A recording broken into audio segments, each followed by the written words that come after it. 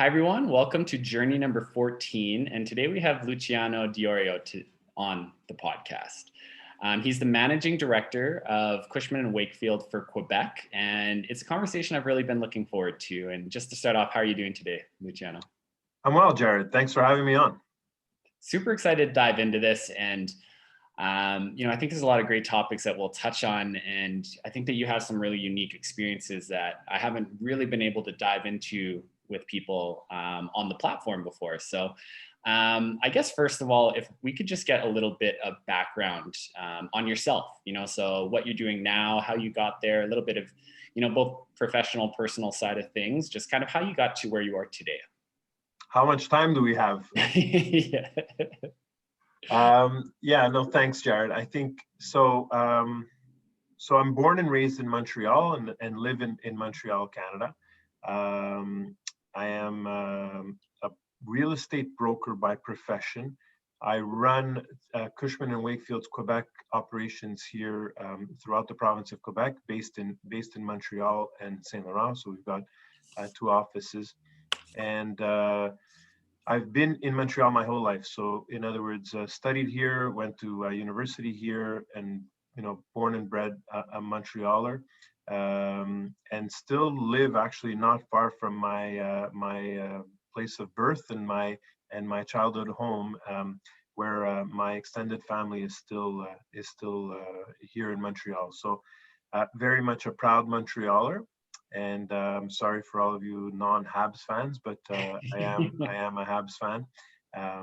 So I'm looking forward to the season to start. But my journey has taken me all over the map. I've been involved in different things, and really got involved in real estate because I also wanted to be doing other things and doing a lot of different philanthropic endeavors, and giving back to the community. So for me, the journey continues for sure, and want to continue to give as much as I can to our community, and whether it's here in Montreal or even throughout Canada and throughout the Americas. Awesome. And I'm just curious, that philanthropic side, was that in you from a young age? Or is that something that, as you've progressed through your career, you've kind of, found more of an interest in? Yeah, so at the age of 5, I got involved with our local church. Was a focal point in our neighborhood, and it was important in our in the community. And I was actually lived literally 50 meters away from the church, and got involved in activities at the church, and of course made a lot of friends through that. Then we got involved with the summer camp. So I was actually working at the summer camp for a few summers, and organizing a day camp, basically, which was set right here in the city. And we got a little bit of a salary, but it was nothing, compared to some of my friends who were working some great jobs in the summer. So I guess that's where it started. Then got involved with the Optimist Club, which is like a service club, almost like the Lions or the Knights of Columbus. So got involved with that. Then from there, had some interest in our local school board. So our local school board was looking for a commissioner to run in an election back in 2003.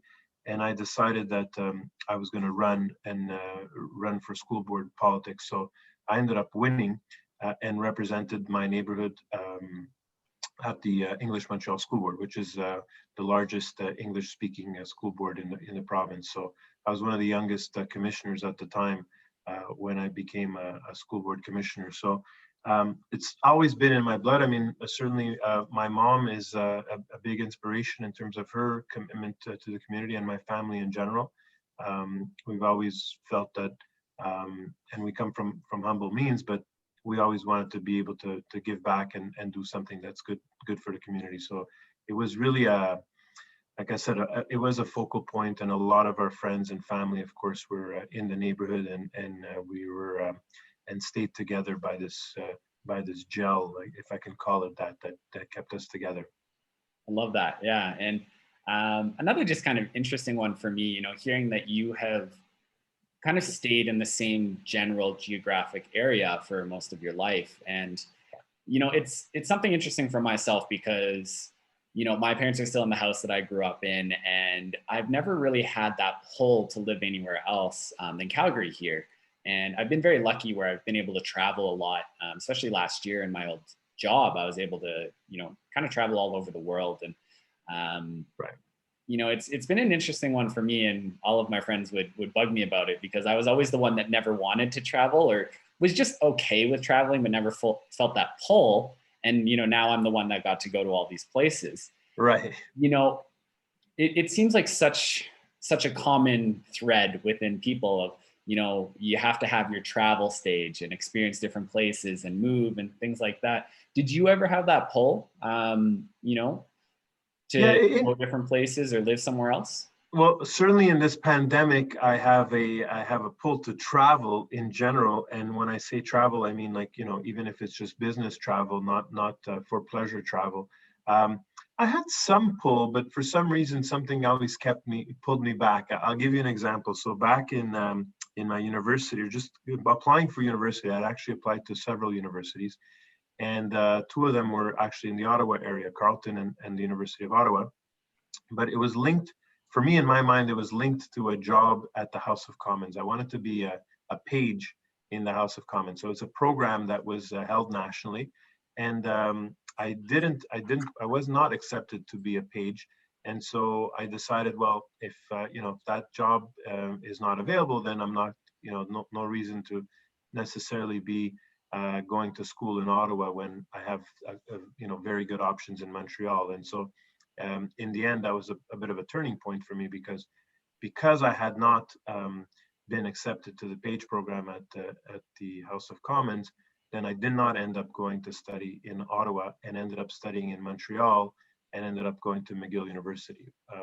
So um, everything happens for a reason, I believe, in life, and so that was, I guess, a brief stint of maybe a pull away from a pull away from the house, and my neighborhood of where I grew up. But I did move away at one point a little bit west of where I grew up, and now I've moved back a little closer. So it's interesting how the pull is, but really, no regrets in terms of that, because I feel that I've been able to make different opportunities here in Montreal. Like I said, I love this city, and I love the fact that there's just so many things to do here, from a cultural point, from a business point of view.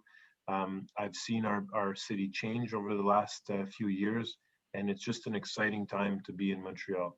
Um, you know, Before the pandemic, this city was flying high. I mean, we were red hot. A lot of our colleagues from across Canada and the US were interested in knowing what was the secret sauce, or what is the secret sauce in Montreal. And I would think that, we have a great pool of talent coming out of our universities. We're well located geographically to other major markets of North America. We're a port city. I always say that because we tend to forget that Montreal is an island, and so being a port city, we're connected through the port, and of course, we're only 45 minutes away from the U.S. border. So there's a lot of great things here, and the multi cultural aspect and the cosmopolitan aspect of this city, we've managed to still maintain that. So that's something it's hard to beat. It's hard to beat, but I do enjoy. I guess. Sorry, I'm kind of going everywhere here, but Oh, that's but okay.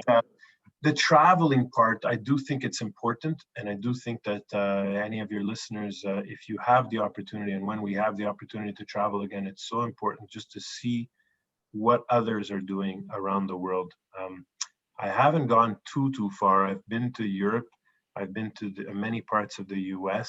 I've been to Mexico, I guess, for a sunny destination type of experience, but not much more than that. And so I think that as I look forward to the next few years of my life here, or hopefully a lot more than just a few years, but I look at traveling and the importance of traveling, and getting to know other cultures, and understanding what's out there. I think it's just so important. I think that's what we're missing. I think that people are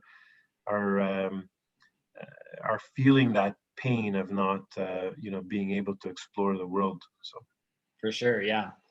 And kind of backing into more professional side of things, right? A lot of people, I think that one of their goals is to reach a level such as a managing director, and especially for an amazing company like Cushman Wakefield, and especially a larger company. And what in your opinion, what do you think allowed you to get there? Was it always something that you had kind of in your sights? Like, was that kind of your goal, or was it you more fell into it? And what were some of the things or attributes that you think you possess to get yourself there, and that would help other people, kind of climb the ladder to that sort of level?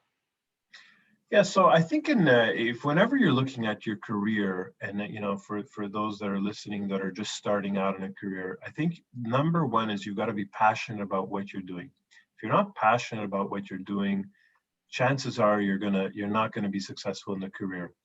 And when I first started, so I was right out of university, right out of McGill. I was 23 years old, and I had actually had a university degree, and then was told you've got to go back to school to get a college equivalent, or a CEGEP in Quebec. It's CEGEP equivalent, which is grade, I guess it would be grade 12, 13. Of basically a diploma that allows you to sell in real estate and lease, and so have a brokerage license. So I basically had this university degree, went back to school for 4 or 5 months, and then wrote the exams to become a real estate broker. In the first year, Jared, I made more money working part-time at a hotel in downtown Montreal and going to school than I did making in this business. Put it this way, my T4 wasn't too exciting that year. And in fact, I was even debating whether, do I need to file? That's how bad that was. But, interestingly enough, of course, as you become, motivated and passionate about what you're doing, then things start to come and things start to happen. So does it happen overnight? No. In fact, what I tell people that come into this business, especially like in the brokerage business or any sales business that's like driven strictly by commissions, and real estate especially, that's a long sales cycle, it took me about 18 months or so to start making some money that was, you could say, okay, well, you know what, now I'm starting to make a career out of it. So from 0 to 18 months, you're coming home every night, and you're like, your parents are wondering. At the time I was living with my parents, so my parents were trying to figure out, well, wait a minute, like, we're immigrant parents, we came here with nothing, we sent our child to a university, supposedly one of the best in Canada, in North America, and why is my son not making money, and why are we still paying, why are we still paying your food, and why are we still paying your lodging? Which of course, it's tough. It's tough when you start in real estate.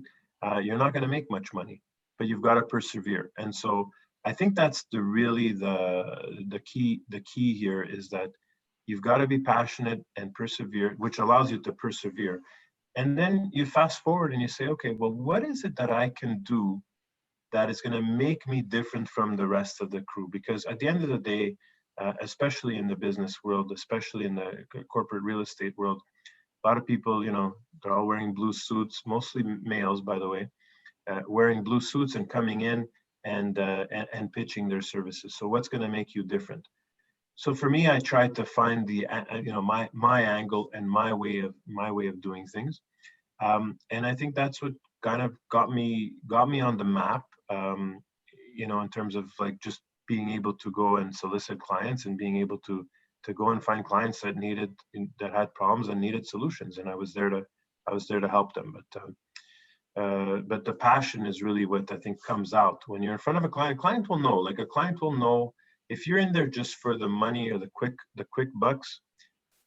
First of all, you won't feel comfortable, and second of all, the clients, you won't be hired, because clients will know that you're not in it for them, you're in it for yourself. And so I think that's a big no-no. And you see there's a lot of people that have come into this business thought they can make money, thought that they can, that they can make a quick buck, and realize in the end that it just doesn't work that way. And I don't think business works that way either. For sure.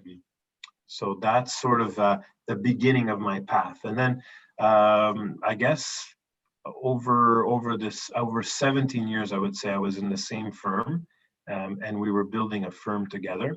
And then Cushman came to see me back well, now almost 4 years. It'll be 4 years in February. Came to see me and said, we'd like you to offer this opportunity to you. And so I seriously thought long and hard about it, because when you're an entrepreneur and then switching gears into a big corporation, you realize, like we are trying to weigh the pros and cons. But I think I think that it's great. What I did leading up to this, of course, is what allowed me to get this opportunity, and I'm grateful for it, because it's given me, and it gives me, an opportunity to be part of a bigger family with Cushman's 53,000 employees across the globe. We have thought leadership that's absolutely amazing. We have people on our, that I call my colleagues, that are out there every day doing amazing things for our clients. They're doing amazing things in terms of research, and so I think that's I consider myself very, very fortunate, and I appreciate it.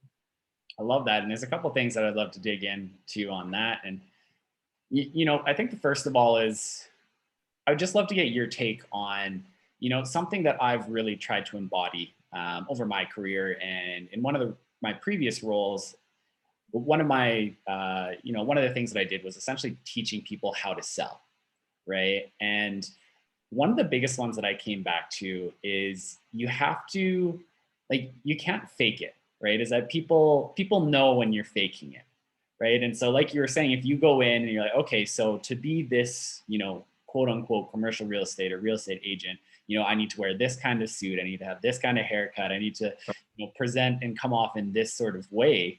If that goes completely against your natural tendencies, people see through that, right? And so I always went back to, you need to lean in and identify your natural tendencies. And maybe sometimes you need to, change them or make them bigger, a different version of what it is. However, it still needs to be true to you, right? Where if you're more reserved, if you're lower energy, play into that, right? Don't try to be super high energy, super salesy, super in your face, because people are just going to know. And like you're saying, you're going to feel uncomfortable. They're going to know that you feel uncomfortable. Or, if you're naturally funny and like to joke around, then use that. But if you're not, don't, right? And right. That whole idea of just not trying to force something that you're not, and leaning into those natural tendencies. And is that something that, you agree with, or do you have your own take on that? I'd love to just hear that.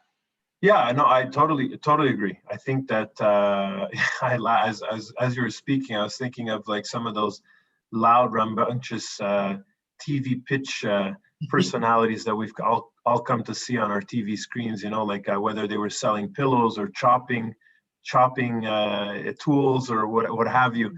And so if you don't have that in you, then it's going to come out unnatural, and that's not what people want. People want to be able to trust the person that they have in front of. These corporate files, these are major decisions that affect a lot of people, and basically, these are big decisions, and so they need to trust the person that's in front of them. And if you're coming off as a fake, and you're coming off as somebody that's in it just for themselves, it's going to show. And if it doesn't show, you might get away with it, one or two clients, but eventually your reputation is going to come right back at you, and it's going to bite you, because people will know. And really, that's all we have. That's all we have is our reputation in the business. And you want to be known. You have to figure out what it is that you want to be known for. So yeah, certainly the advice is, don't fake it. And it may not be for you, by the way. The other thing is, I've met, I would say dozens and dozens of people that have come through either our offices here or in my past business, where people you think in the interview, oh, these are great, these people are, they're great, they've got the tenacity, and then you realize that they're not passionate, they're not genuine, they're not coming through, and they don't have the trust of the client. And if they don't have the trust of the client, then there's a problem. And if they can't, so um, so I think that's kind of my message there is you can't, don't try, don't even try, become an actor. Like don't try to do that. For sure. And I think the other really important and interesting point that you made was, saying that when I was hearing you talk about, the beginnings of your journey and, what you had to do to start out with, what the word that was coming to mind was humility, right? Is having the humility to graduate from a prestigious university and then have to go back and get a diploma.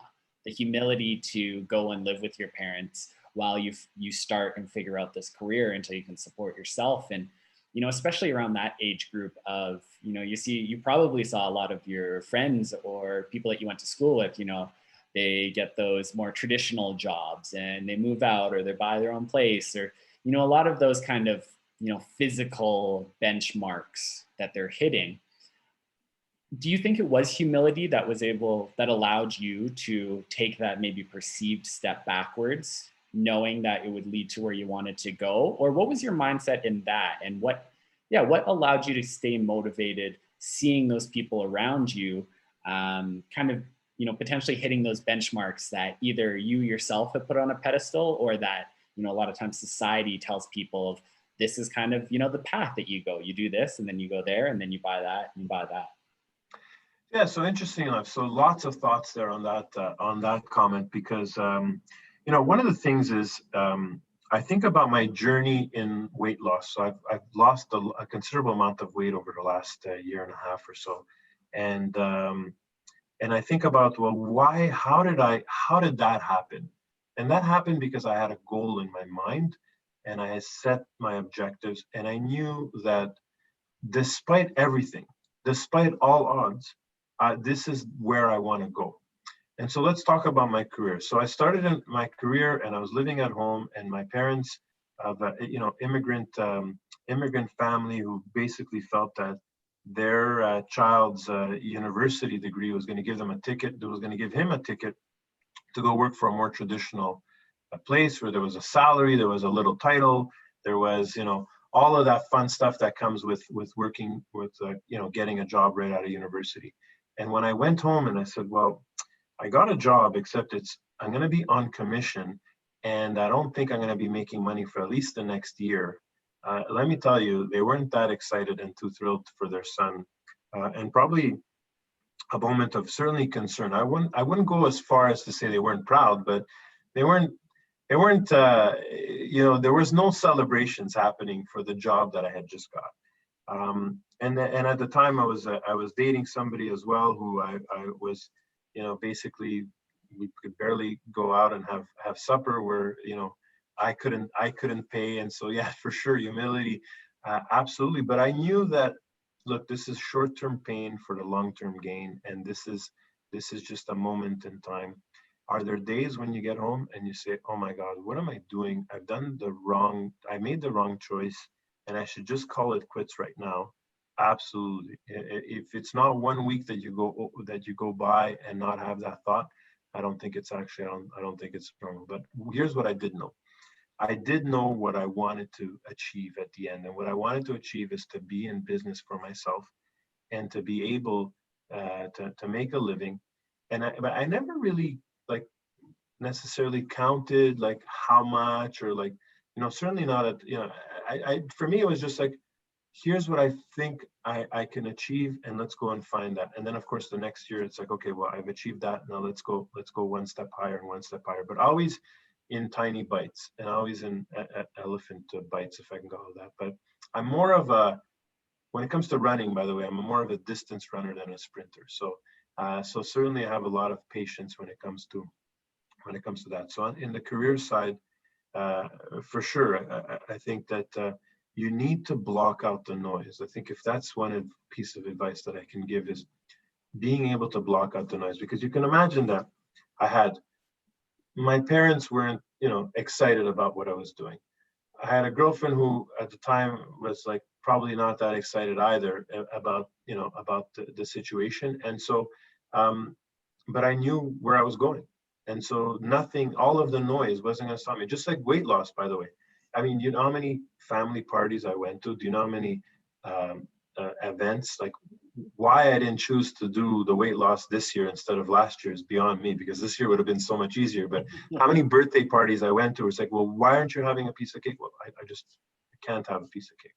But why? And the noise, you'd be surprised at how much noise is out there. And from people you love, by the way, from people that are close to you, and they mean well. It's not like they don't, it's not personal. It's not personal.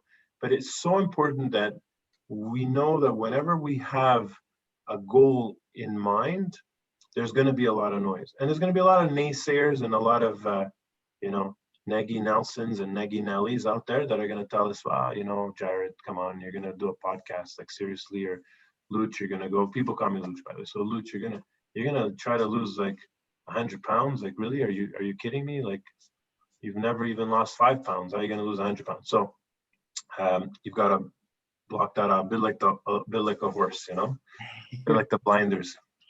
For sure. And, I think that's an important point that you made too. And it's something that, a couple months ago, I would say I realized is that, a lot of times that noise is coming from people that love you, that care about you. And in their minds, they are, doing it to be helpful or, to protect you or whatever it might be. It's not a big deal if you have one piece of cake. It's fine. You'll like it. It'll be great. But not realizing that, the commitment that you've made to yourself and for big goals like that, like you need to be strict, you need to make those tough choices. And yeah, trying to sift through that noise of what is Well, actually helpful and what is, where is it coming from and what's the motivation behind it? The motivation could be that they love you, they care about you. It doesn't necessarily mean that it's the right feedback that you're getting. And so being able to sift through that, I think is so important and so tough too. it's tough because, like you said, they are people. It's generally people that love you, but they have their own insecurities and their own opinions of things, and maybe they have situations. They're projecting on you. So I think it's important that we realize that as humans, when we're faced with a goal that we want to achieve.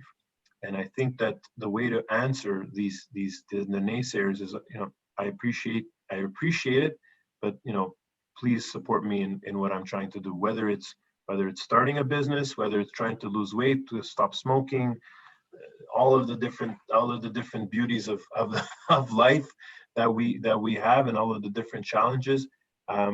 I think that it's just to have a respectful conversation with people and say, look, thank you, but here's what I'm doing and here's how I'm doing it. So interesting though. To me it's fascinating because people mean well, but they don't know how to handle it.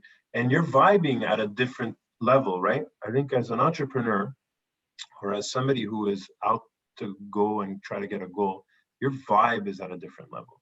And so people are not getting that. They can't handle it. They can't handle that vibe, and they don't know what do I do with this guy in front? What do I do with Jared in front of me? Like, I don't understand. Like, this guy is vibing at a different thing. If it was easy, everybody would be doing it. No, like, how many diet pills are out there? How many self-help books are out there? How many people are trying to sell us things on on entrepreneurship and stuff? If it would have been easy, people would be doing it, but they're not. They're not doing it. And so we need to also recognize that that's what makes us different, and that's okay. But we also know that there's hard work involved, and there's sweat, and there's sweat equity for sure. There's time. I mean, you and I are on this thing right now, while others are doing something else, and that's fair enough.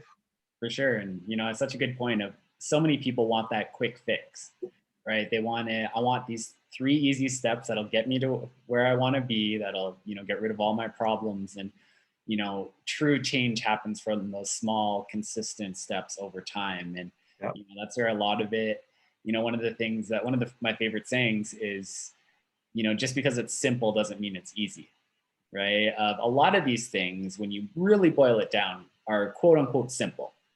right? But that doesn't mean that they're easy. A lot of times that's the hardest things. Again, those consistent steps. Having that discipline to do it, having that motivation, which is another really interesting one, is that motivation piece. And so when you're talking about your early career, saying that being passionate about whatever you're doing is so important, and that keeps you motivated. And I completely agree, and I think it's so important. One of the I'd say one of the things that I've struggled with the most is determining what is my passion. What are some of my passions? What's my purpose? And I'm curious for you, were you passionate specifically about real estate, or was it more you were passionate about your goals and you saw this as a vehicle to get there? Was it a combination of the two? And did you go in having the same passions, or did you find them along the way? And just how you found, what you were passionate about, so that you could stay motivated. So I think a combination of things. One is I wanted to be an entrepreneur, and I wanted to be an entrepreneur with very little risk, or I was a little bit more risk averse. So what do I mean by that? If I wanted to open up my own convenience store, I would have to pay a rent. I would have to get employees. I would have to pay stock. I would have to, so many different things that I have to commit to right from the get-go, and not be guaranteed of making one single dime.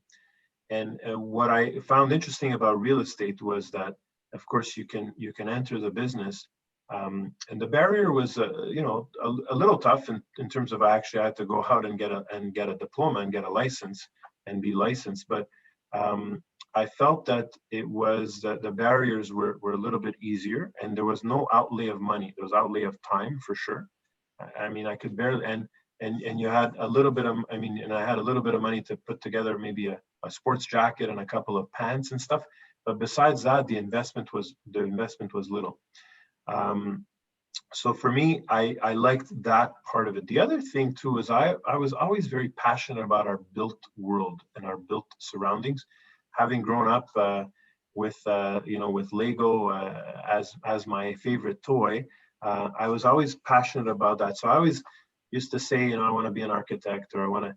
So for me, the built world made a lot of sense. And looking, seeing buildings being built and seeing homes being built in the neighborhood and what have you, that to me was interesting.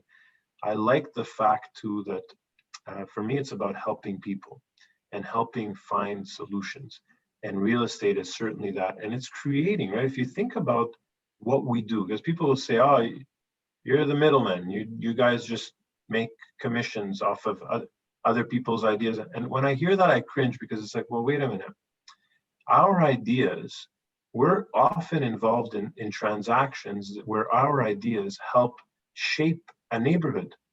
I pride myself in sort of in my colleagues here, some of the things that they have done over the years have completely changed neighborhoods, like total neighborhoods in the Montreal area, where we can say, well, those few transactions were the catalyst that drove to see what was happening there. And so you could say, yeah, but you're not developers and you're not the ones that bought it. No, but we're the ones that made it happen. And we're the ones that brought the idea to the table, and we were instrumental in that. And so everybody has a role to play. I don't want to make it sound like, one person is more important than the other, but everyone has a role to play. And I think that we shouldn't downplay, any one profession, because, well, all they do is collect commissions, which is what we often hear, unfortunately, in our business. But again, when I ask those people, say, you know what, actually, we have a few empty offices. You're more than welcome to come and join us. Those people don't last more than a day. Right? So, and they're not there on December 22nd in their offices to try to figure out what the future in terms of their transactions are.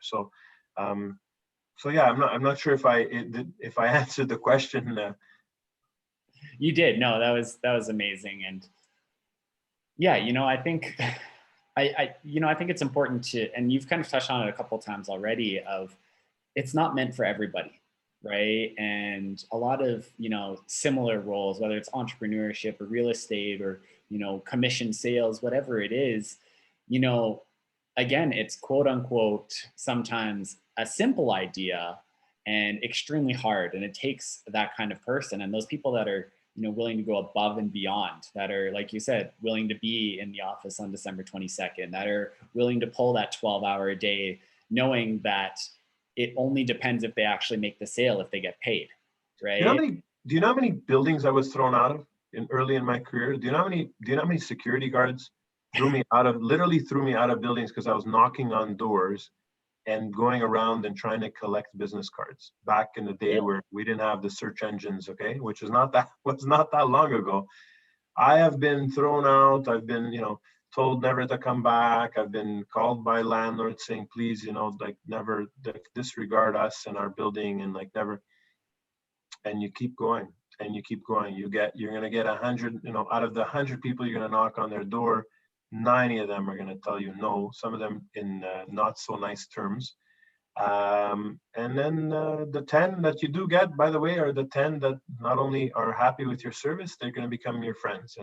And I can say with pride that over the years, I've made, great contacts in this business and in this city, thanks to all of that work. But it was work. It was work. It was sunny summers and going, 30, 35 degrees Celsius weather, going and knocking on doors while other people were, enjoying the summer day. Yeah, and that's it. It's amazing because it's a perfect segue into, something that I want to talk about with being rejection, right? And the relationship with rejection and hearing those stories of literally getting thrown out of buildings, right? I can't even imagine what some of the people said to you, right? And some people hear that like and automatically cringe and go like, why would you ever want to do that? What would keep you going when you were experiencing that, when you hear those 90 no's and you only get those 10 yeses? It's such an interesting relationship that a lot of people, including myself, have with rejection.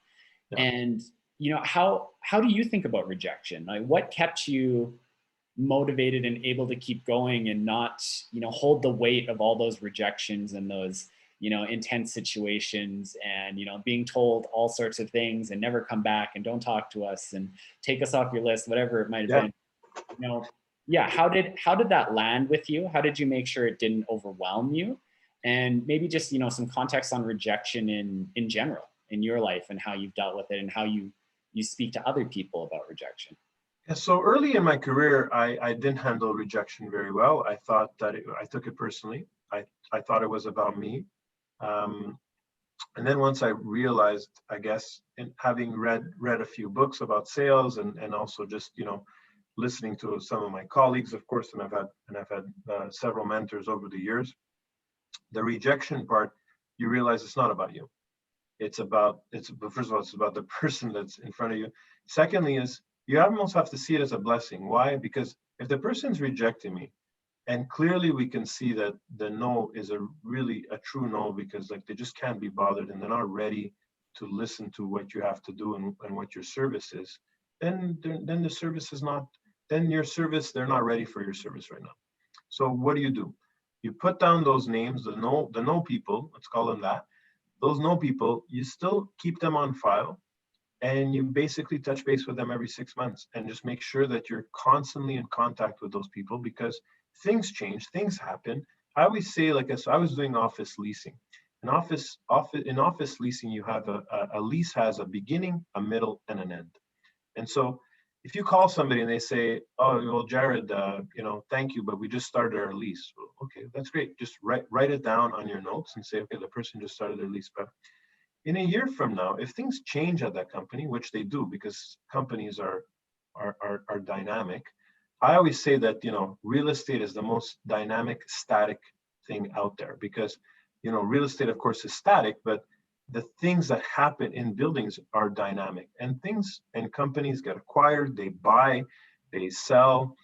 So different things happen. And if in the context of an office lease, you may be in a situation where your lease is is not up for a few years, but you've got to do something. Think about the pandemic as an example. How many clients have come out to us now saying, look, our lease is not up for another couple of years, but can you talk to us and give us some advice as to what to do? So how did I handle that rejection?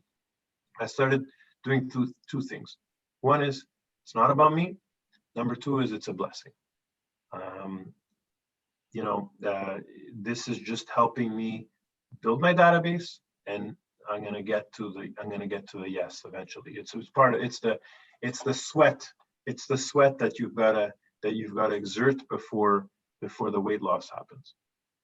For sure. And, I think that was, maybe one of the biggest realizations for myself, and something that I still have to tell myself on like a daily basis about rejection, is your first point is that it's not about you, right? And it is not a reflection on who you are as a person. It's not a reflection on your self-worth. It's not you're a bad person. And like you're saying, I love that a lot of times it's more about them than about you. And, Correct. Rejection can become so heavy if you hold on to it, and being able to let go of it is so key. And I think, a piece that a lot of people struggle with at the same time is letting go of that and holding on to it and letting it affect them, bringing it into who they are as a person. Yeah. So I love that. And, I think another piece that I'd love to touch on is just mentorship, right? And, are you the type of person that sees mentorship as very important? And have you had mentors in the past that have influenced you a lot? Very important. I believe in mentorship both as a mentee and a mentor. I still have mentors today. Some that are almost like professional coaches and what have you, but also just people that I look up to in terms of either their niche or people within our business. So I've had tons over the years, and I don't want to name any one in particular, because really I've had people that I've come across and in my travels or in my journey, as we say here, that really, like, you almost wonder, how did this happen? How did this person come into my life? And not only did they now come into my life, they have become lifelong friends. I've had people that have 15, 20 years, they're my friends through this business, and people that I can bounce an idea off of at any time, just pick up the phone and get mentorship. I mean, I think it's just so important that to reach out to people and to talk to them, because people have experiences that you may not have had, and that can help you. The other thing that's important for me is being a mentee, and like this, for example, I see this as an opportunity for me to be a mentor, to mentee people. To mentor people, to mentor mentees. And this I see as an opportunity for me to do that, because it's really about, you learn so much. I learn so much whenever I do either these podcasts, or there's a course that I give to up and coming brokers that are residential that want to switch over to corporate, or just brokers that want to get into the corporate real estate world. I started this course. It's called Business to Business Solicitation, and I just putting that course together, I enjoyed it, and hearing and being able to mentee some of our junior brokers here that are breaking into the business. I love that. I love that part of it. I think it's just so important, and it rejuvenates me for sure, and I learned so much from it. That's amazing. And when you're looking for people to mentor, or when people come to you, asking for mentorship, what is it that you're looking for in people? What makes you want to start that mentor-mentee relationship? Is there something specific that you're looking for? Is it a little bit more just, case by case? So for me, I always say to people, I am happy to throw you a life-saving jacket, or a life-saving, forgetting the name now, but those round lifesavers. Yeah. But you need to be able to, to save yourself, and you need to be able to want to save yourself. And I think, and to me, that is so important. When people walk into my office and say, I'd like you to mentor me on public speaking or a presentation or how to pitch or what have you. And I usually what I do is I'll sit with them and kind of give them the first overview. But then I say to them, I want you to organize our next meetings.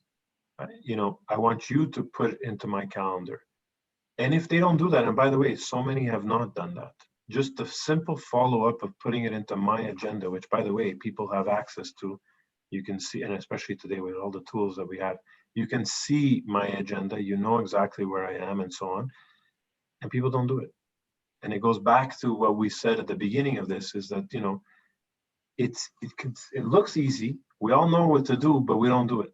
And so for me, that's what I look for. And a mentee, somebody who's got that eye, I call it the eye of the tiger. Those of you who are familiar with the Rocky series and the Rocky movie, where a famous song, Eye of the Tiger, it's having that drive, it's having that will to survive, and that want of like, I want to learn from you.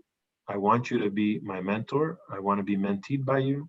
Well, okay, there's a price to pay for that. You're going to have to schedule the meetings. You're going to have to be on time for the meetings. You're going to have to do the follow-ups as well. And the moment I don't see that, I lose interest, not because I don't want to, but because the person on the other side is not ready to receive. The teacher, what do they say? The student receives the teacher, or they. Is it the teacher will appear when the student's ready? Is that it? Yeah. Exactly. That's absolutely that. There you go. The teacher will appear when the student is ready, and that's what I feel about mentorship. And yeah, I think it's so important. Like those simple things again. Like the follow through, the actual following through, the showing that you care goes so far in so many different situations. Yeah. And I think another really important one is the idea of flexibility, of being able to be flexible in your life, in your professional life, in your personal life, the adaptability. And especially with COVID, there's huge changes right now, and it's a great example of the people that are able to be flexible, the people in businesses that are able to be flexible, and the ones that aren't. And especially with things like real estate and how much you need, it's a people business. I can imagine that that's been affected a lot. And when I just say that term, flexibility, adaptability, how has it shown up in your life, and especially over this last little bit, but just in general? And do you think it's important? Do you think that people are just more naturally inclined to be good or bad at it, or is it more of a mindset thing? Just kind of your general thoughts on flexibility and adaptability. I think it's having the proper support system around you. We talked about the mentors that are out there in your life, and how important that is, and the people around you, I think are so important. If I look back at how COVID has affected myself and our business and just in general, I look back at the month of March. So here in Quebec, on March 12th, our premier came out and said, we're putting the province on pause and everything shuts down. And I remember looking at my calendar and thinking, oh my God, my calendar is booked until September of 2020. And this was back in March. I have pretty much every single day is planned. I know exactly where I'm going to be. I know exactly what I'm going to be doing. And, I had a lot of different speaking events and different, travel plans. We talked about travel before, and conferences that I was supposed to attend. And all of a sudden they started to fly. They started to drop off like dead flies. And then I looked back and I'm like, okay, now what? And admittedly, I actually had got the virus early on. So I was sidelined for about 9 days or so. Luckily, I didn't get it as bad as some people, but it is, it does take a stripe out of you. And then end of March, I was kind of still trying to figure out, okay, now I feel better, but I don't know what to do.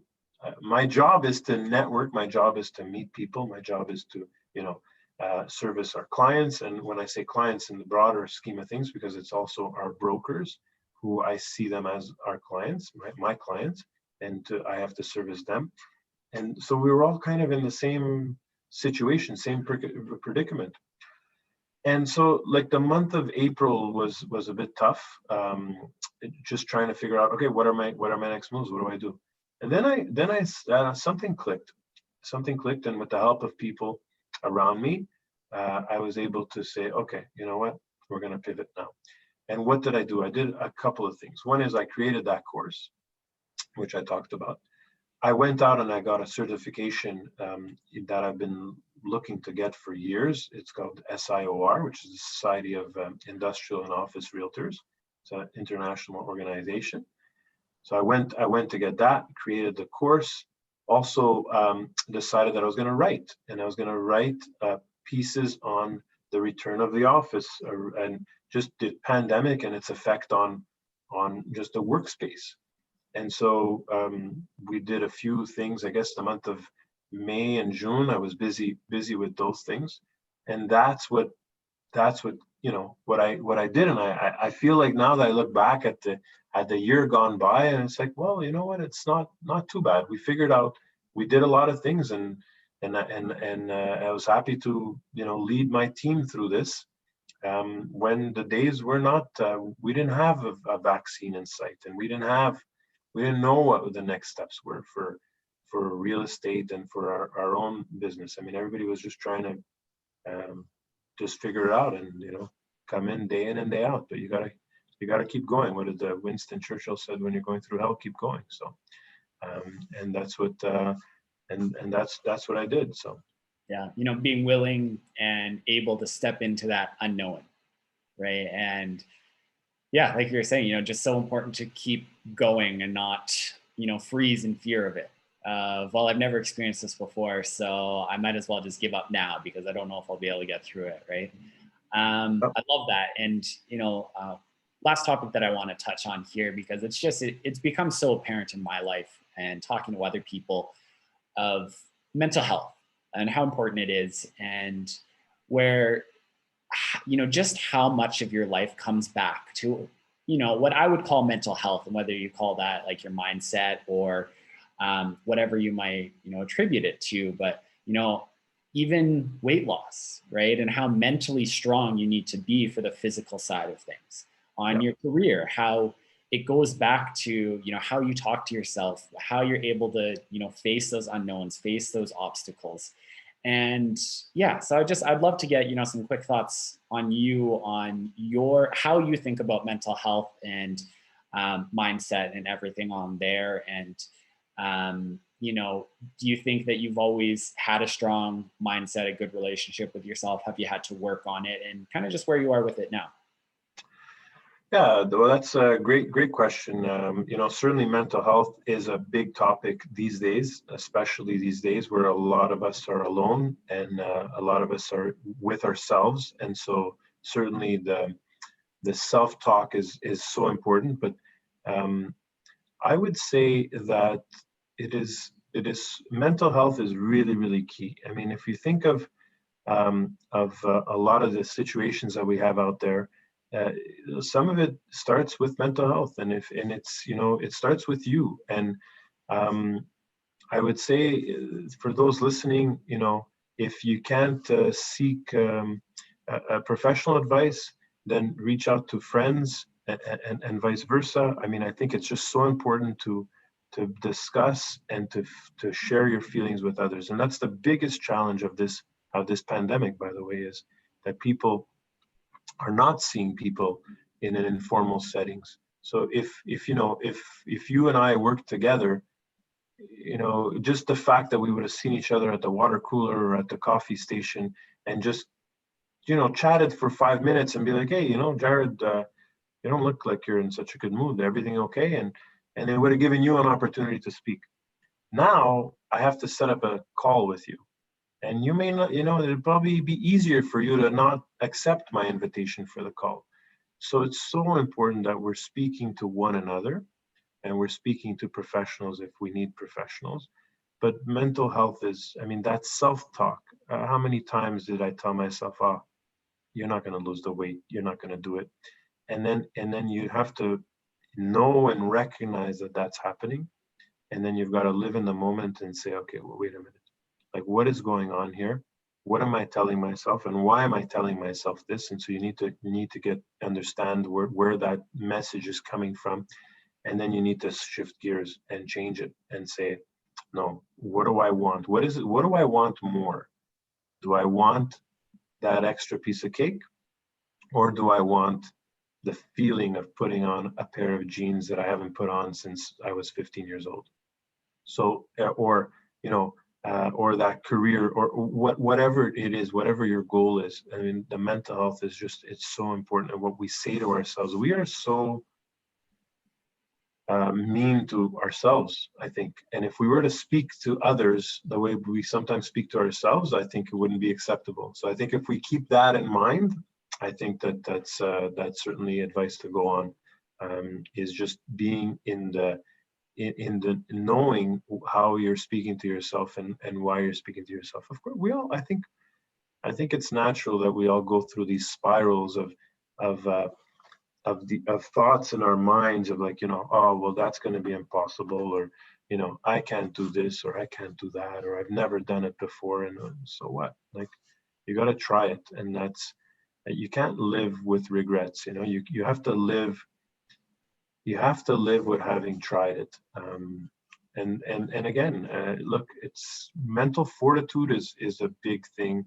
And like we said before, a lot of people, they don't know how to handle it. They don't know how to do it. And I think that's where people should really, don't be shy to reach out to friends. Your friends are there to listen.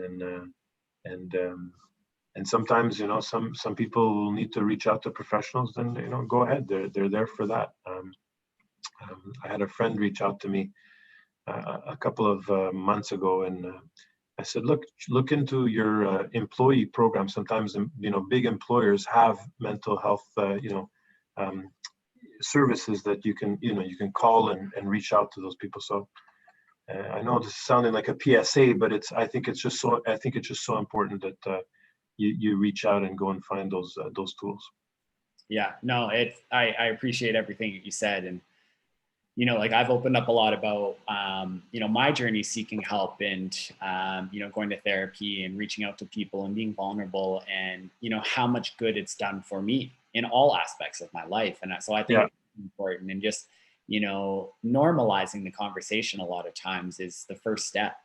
And, so important what you said there of, everybody has those doubts. Everybody has bad days. It's not that you have to be perfect. It's that you work on it. You make sure that you have more good days than bad days. And, of yeah, course, you're going to doubt yourself every once in a while, but working through that, and, really putting a focus on building that mental fortitude, that mental toughness, that, relationship with yourself. And I think that was one of the biggest ones for me was, would you talk to other people the way that you talk to yourself? And that kind of just snapped me out of it, and going like, no, I would never say that to people. And, even that just mental check of being like, okay, like let's be kinder to myself. Let's, change the self-talk up a little bit.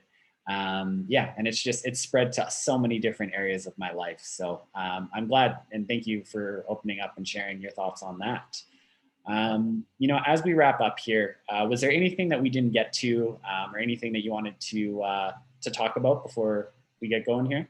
I think just the importance of just the perseverance side. You're looking at somebody who had a child that was born extremely premature. We didn't think that he was going to make it through the night at one point, and now today he's 12 years old.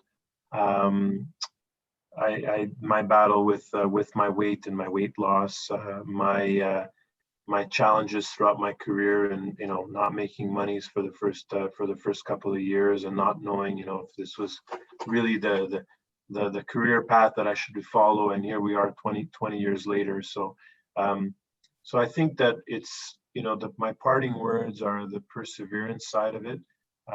Just stay focused. If it stay focused on your objectives, stay focused on what you want to achieve. And sometimes your goals, they do change, and they change over time, and it's absolutely normal. My goals at 23 years old are not the same as my goals at today at 45 years old. And I hope that when I'm 50 and 60, my goals are going to be different, because that's just the normal evolution of people, and how we certainly on how I've programmed, or how I've been programmed, or how I program myself. I'm not sure.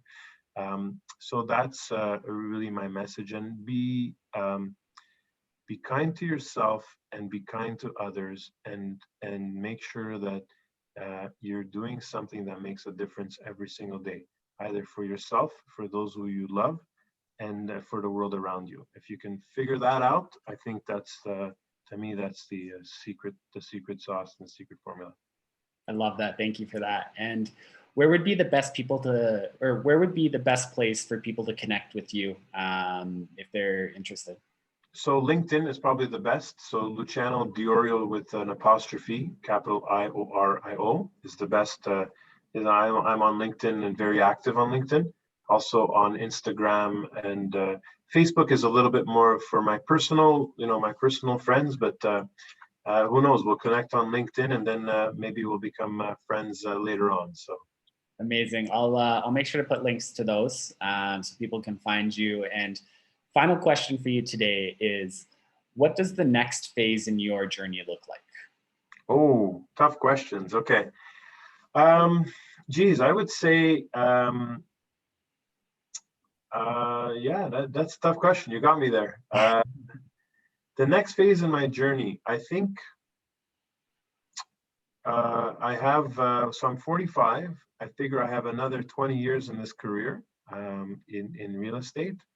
I would like to make more of an impact, certainly from a philanthropic side of things, and that means either myself, my own earnings, or monies that I'm able to collect and redistribute for the common good. I think that's certainly one of my objectives out there. So I see that over the next 20 years in making an impact at a significant level, where we're able to say, this certain problem we've been able to, this cause, or this thing, we've been able to solve that. Amazing. I love that. Thank you so much for being on. Thoroughly enjoyed this conversation, and yeah, just grateful to have you on, and we'll connect soon. Okay. Same here. Thank you. Absolutely. On LinkedIn. Thank you. Thank you.